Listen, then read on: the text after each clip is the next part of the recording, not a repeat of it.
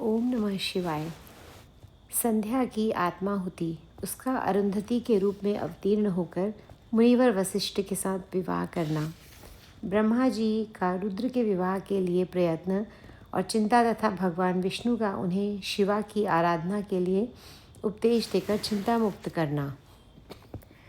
ब्रह्मा जी कहते हैं, नारद, जब वर देकर भगवान शंकर अंतर्ध्यान हो गए तब संध्या भी उसी स्थान पर गई जहाँ मुनि मेधातिथि यज्ञ कर रहे थे। भगवान शंकर की कृपा से उसे किसी ने वहाँ नहीं देखा।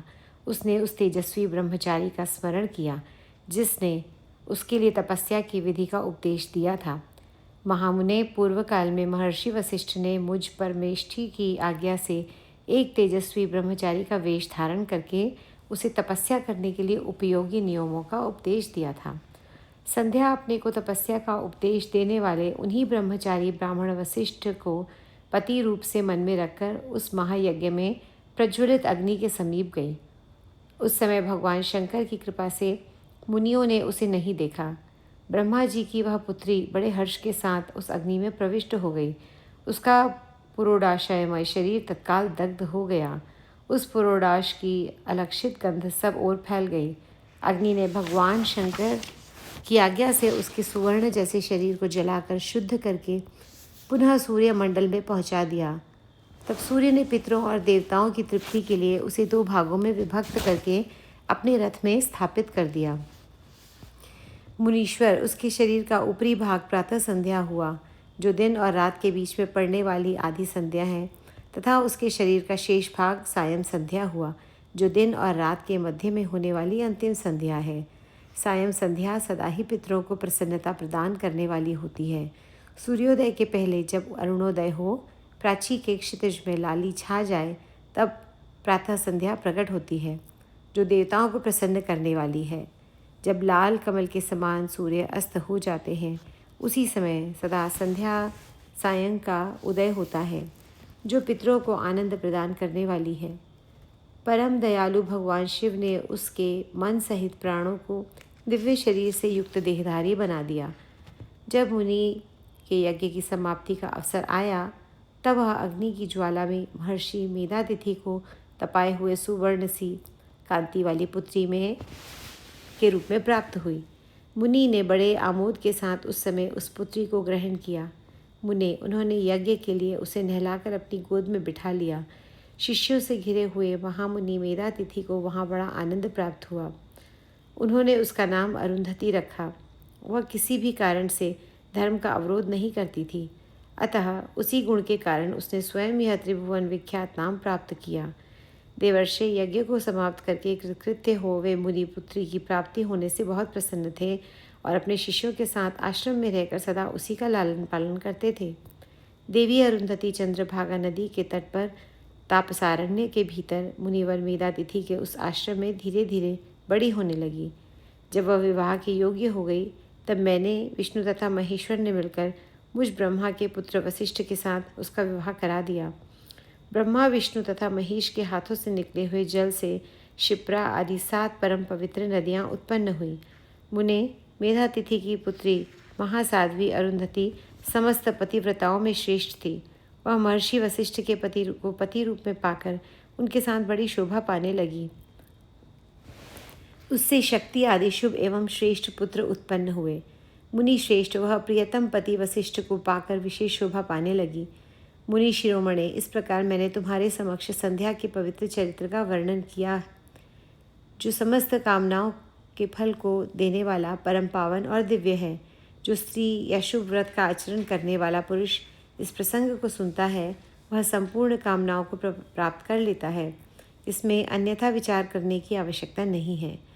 प्रजापति ब्रह्मा जी की यह बात सुनकर नारद जी मन ही मन प्रसन्न हो गए और वे इस प्रकार बोले, ब्रह्मन, आपने अरुंधति की तथा पूर्व जन्म में उसकी स्वरूपभूता संध्या की बड़ी उत्तम दिव्य कथा सुनाई है, जो शिव भक्ति की वृद्धि करने वाली है। धर्मज्ञ, अब आप भगवान शिव के उस परम पवित्र चरित्र का वर्णन कीजिए, जो दूसरों के पापों का विनाश करने वाला उत्तम एवं मंगलदायक है।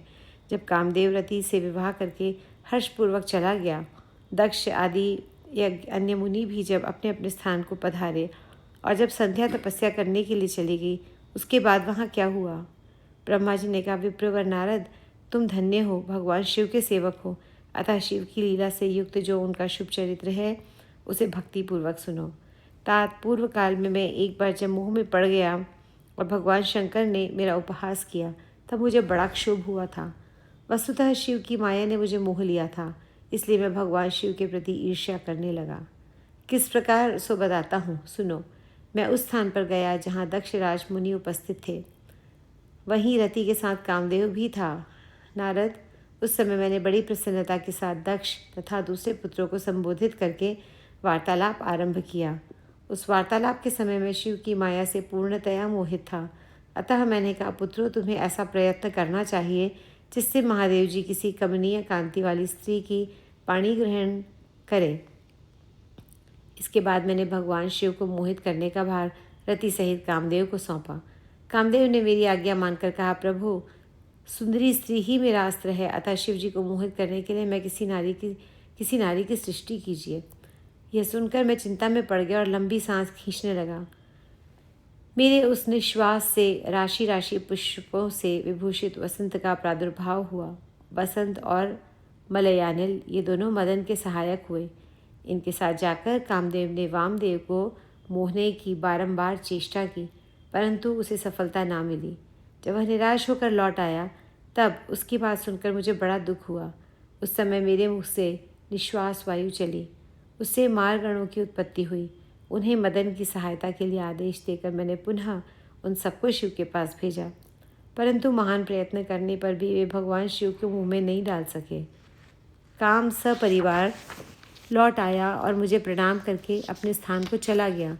उसके चले जाने पर मैं मन ही मन सोचने लगा कि निर्विकार तथा मन को वश में करने वाले योग पारायण भगवान शंकर किसी स्त्री को अपनी सहधर्मिणी बनाना कैसे स्वीकार करेंगे। यही सोचते सोचते मैंने भक्ति भाव से उन भगवान श्री हरि का स्मरण किया जो साक्षात शिव स्वरूप तथा मेरे शरीर के जन्मदाता हैं। मैंने दीन वचनों से युक्त शुभ स्तोत्रों द्वारा उनकी स्तुति की। उस स्तुति को सुनकर भगवान शीघ्र ही मेरे सामने प्रकट हो गए। उनके 4 भुजाएं शोभा पाती थी, नेत्र प्रफुल्ल कमन के समान सुंदर थे। उन्होंने हाथों में शंख, चक्र, गदा और पद्म ले रखे थे। उनके श्याम शरीर पर पीताम्बर की बड़ी शोभा हो रही थी। वे भगवान श्री हरि भक्त प्रिय हैं, अपने भक्त उन्हें बहुत प्यारे हैं। सबके उत्तम शरणदाता उन श्री हरि को उस रूप में देखकर मेरे नेत्रों से प्रेमाश्रुओं की धारा बह चली और मैं गदगद कंठ से बारंबार उनकी स्तुति करने लगा। मेरे उस स्तोत्र को सुनकर अपने भक्तों के दुख दूर करने वाले भगवान विष्णु बहुत प्रसन्न हुए और शरण में आए हुए मुझ ब्रह्मा से बोले, महाप्राज्ञ विधाता, लोक सृष्टा ब्रह्मण, तुम धन्य हो। बताओ, तुमने किस लिए आज मेरा स्मरण किया है और किस निमित्त से यह स्तुति की है।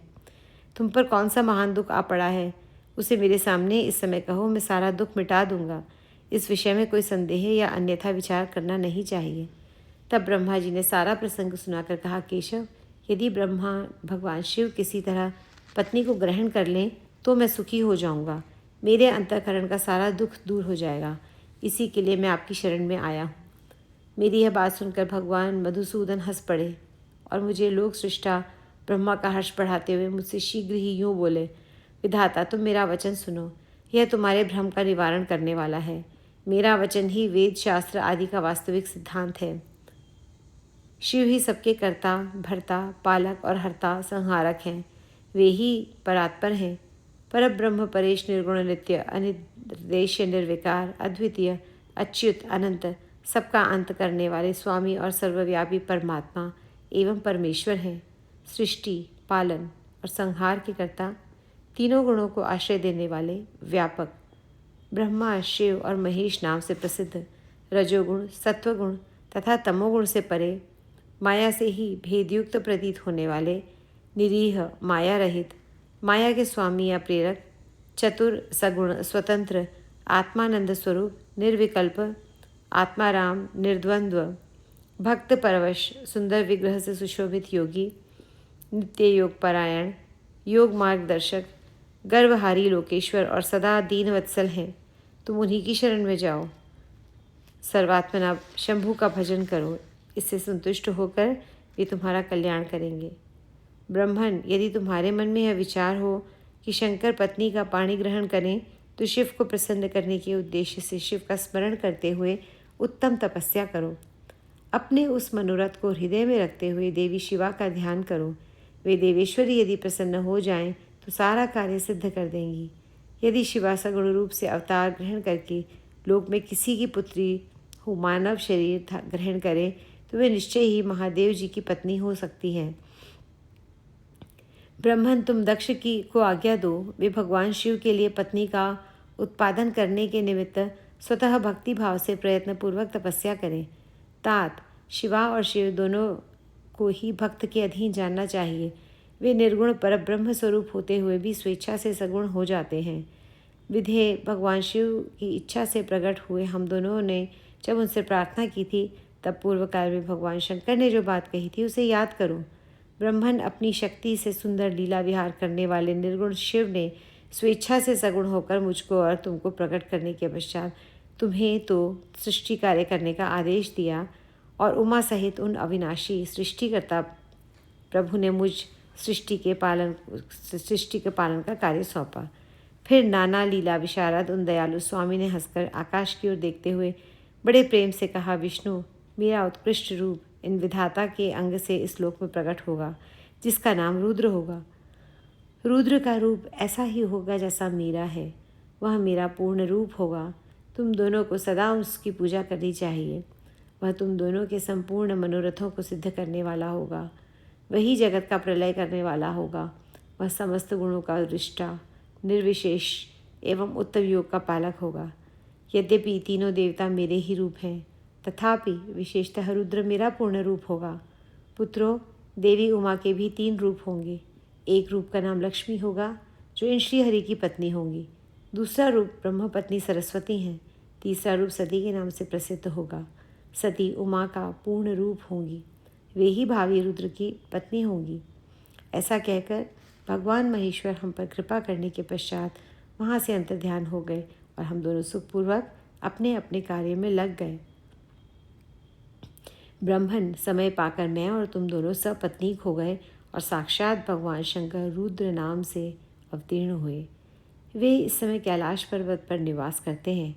ब्रजेश्वर, अब शिवा भी सती नाम से अवतीर्ण होने वाली हैं, अतः तुम्हें उनके उत्पादन के लिए ही यत्न करना चाहिए।